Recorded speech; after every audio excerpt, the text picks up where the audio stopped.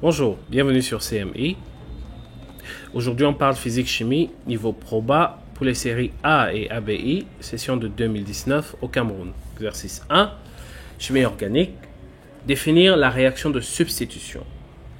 Alors, une réaction de substitution est une réaction chimique au cours de laquelle un atome monovalent, comme l'atome d'hydrogène, est remplacé par un autre atome ou groupement également monovalent. Ensuite, on nous demande de recopier et compléter l'équation chimique ci-dessous, nommer le produit formé, donc nommer, et la réaction. Nous allons nommer le produit formé et la réaction. Donc, ici, nous avons du nickel en présence de C2H4 et de l'hydrogène. On obtiendra donc du C2H6. Le produit est l'éthane. Et c'est une réaction d'hydrogénation. Réaction d'hydrogénation ou réaction d'addition. La chloration du méthane conduit à la formation du chlorométhane. Donc nous avons CH4 en présence de chlore. Et évidemment de la lumière.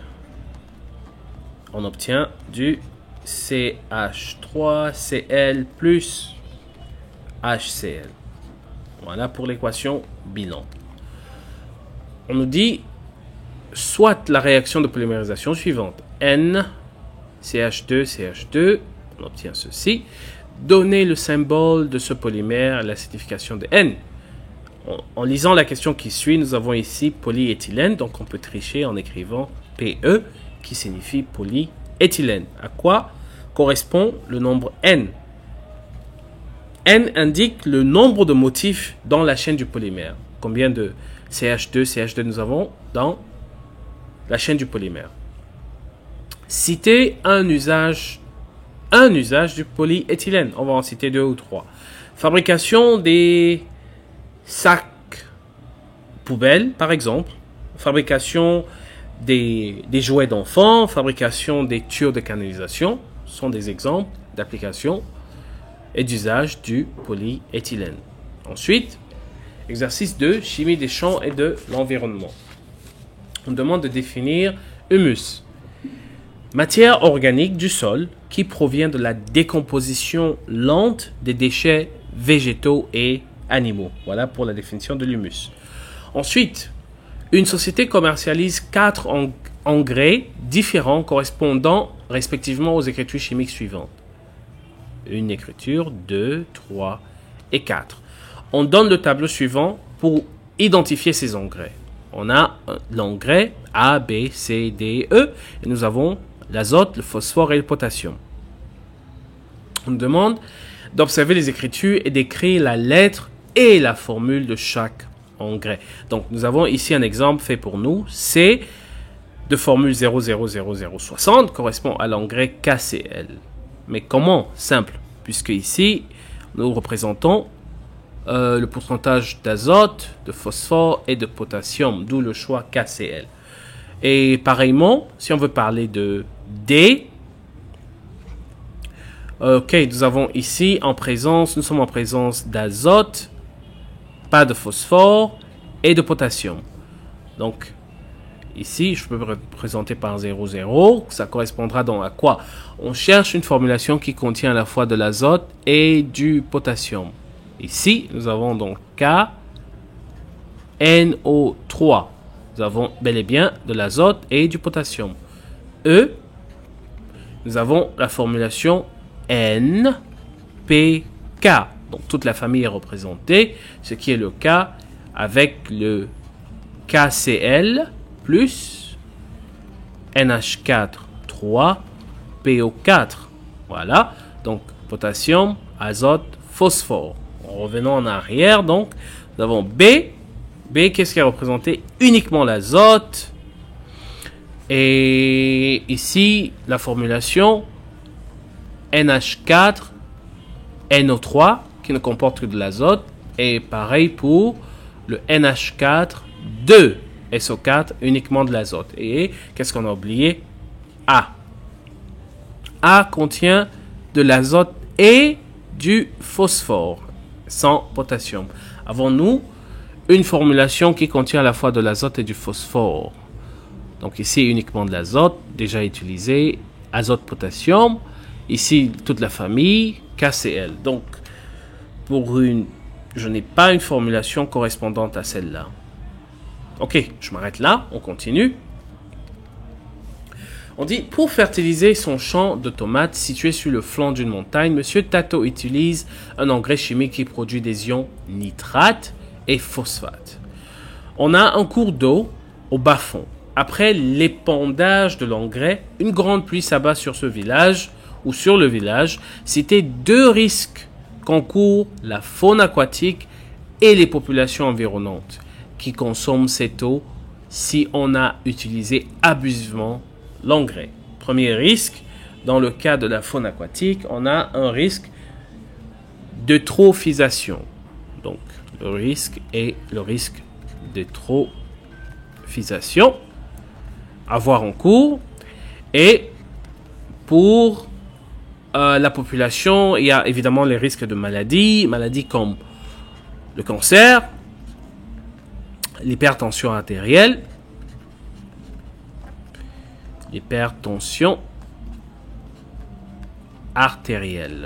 Voilà, on s'arrête là.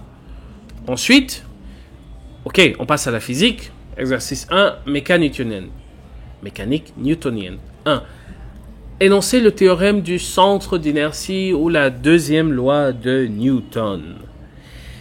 Que stipule la deuxième loi de Newton ou le théorème du centre d'inertie? Dans un référentiel galiléen, la somme vectorielle des forces extérieures appliquées à un solide est égale au produit de la masse du solide par le vecteur accélération de son centre de gravité. Alors, tout cela peut être résumé par la formule somme des forces extérieures égale produit de la masse par l'accélération.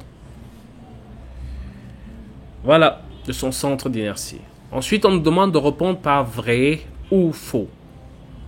Un livre posé sur une table n'est soumis qu'à l'action de son poids. Nous avons une table ainsi représentée et on pose sur la table un livre. Qu'est-ce qui va se passer? On aura le poids et puis la réaction de la table. Donc ici, c'est faux.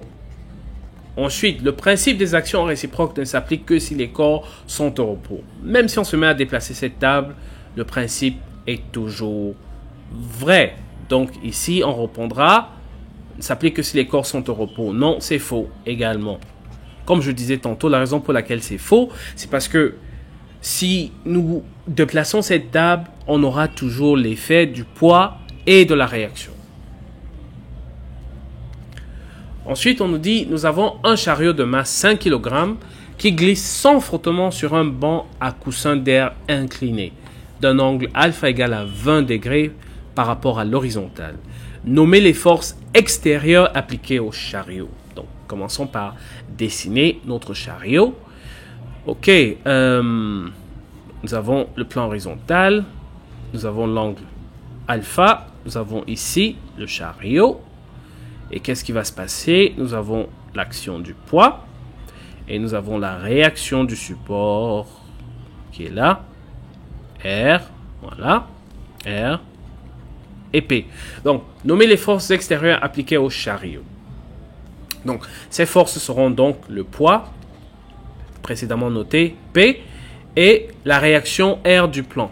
La réaction R du plan que nous avons représenté. Ensuite, on nous dit choisir et écrire la bonne réponse de l'accélération de ce chariot. Alors, nous allons écrire la deuxième loi de Newton ou le théorème du centre d'inertie. Somme des forces extérieures est égale au produit de la masse par l'accélération. Bref. Maintenant, sous forme vectorielle, d'accord? Après une projection, on aura donc ok. Ici, changeons de couleur. Nous avons ici cet axe. On continue comme ceci. On revient là. On a donc ici l'angle alpha qui correspond également à cet angle alpha. Nous avons là un angle droit et là un angle droit. Donc, le poids a deux composantes qu'on va représenter. La composante du poids ici est la composante en x qu'on va appeler px. Et nous avons ici la composante py. Ok, py. Voilà. Et comme le mouvement, en faisant une projection, nous obtenons donc, puisque le mouvement est sur l'axe des x, le mouvement est sur l'axe des x, non pas l'axe des y. Donc, cette relation nous conduit à le poids. Ici, px correspond à quoi? Nous avons donc la réaction qui sera égale à 0. Après projection, nous obtenons donc p sinus de alpha, que nous avons ici. Voilà. Nous avons l'angle alpha, nous avons le poids px qui correspondra donc à p sinus de alpha, qui sera égal au produit de la masse par l'accélération. Voilà. Et à quoi correspond donc P? P est égal à mg, d'où, en simplifiant les m, on obtiendra donc g sinus de alpha, qui sera bel et bien l'accélération. Donc ici, on nous a demandé de choisir la bonne réponse, qui correspond donc à I. A est égal à g sinus de alpha. Non, non. Calculer la valeur de l'intensité de l'accélération de ce système si le sinus de 20 est égal à 0,34. Donc, on prend cette formule donc, et on passe à l'application numérique. En application numérique, nous avons l'accélération qui sera égale 9,8 multiplié par 0,342. On obtiendra donc 3,35 mètres par seconde au carré, qui était la question posée. Exercice 2. Énergie. On nous dit, une onde se propage à une célérité c de 50 mètres par seconde avec une fréquence n 150 Hz. Définir et calculer la longueur d'onde correspondante. Qu'est-ce qu'une longueur d'onde? La longueur d'onde est la distance parcourue par le front d'onde pendant une période t de sa source. Je répète, la longueur d'onde est la distance parcourue par une onde, précisément le front d'onde, pendant une période t de sa source. Ceci étant, donc lambda est égal à c sur n, n qui est la période. Donc en application numérique, nous avons lambda qui sera égal à 50 sur 150. On obtiendra donc la valeur de 0,333 mètres. En 2, on nous dit la désintégration du radium a lieu suivant cette équation. À partir des lois de conservation déterminées A et Z. Ici, on veut A et Z. Alors, première loi de conservation sera la loi de conservation du nombre de masses qui va donc nous conduire à, en s'intéressant ici à 226, 4 et A, on obtiendra donc par la conservation du nombre de masses, on obtiendra 226 qui sera égal à 4 ici représenté, plus A, d'où on peut tirer A, qui sera égal tout simplement à 226 moins 4, on obtient la valeur de 222. Donc, première loi de conservation, nous allons parler du nombre de masses. Ensuite, on peut capitaliser nombre. Deuxième, conservation du nombre de charges. Donc, nombre de charges. Pour cela, on s'intéresse donc à cela.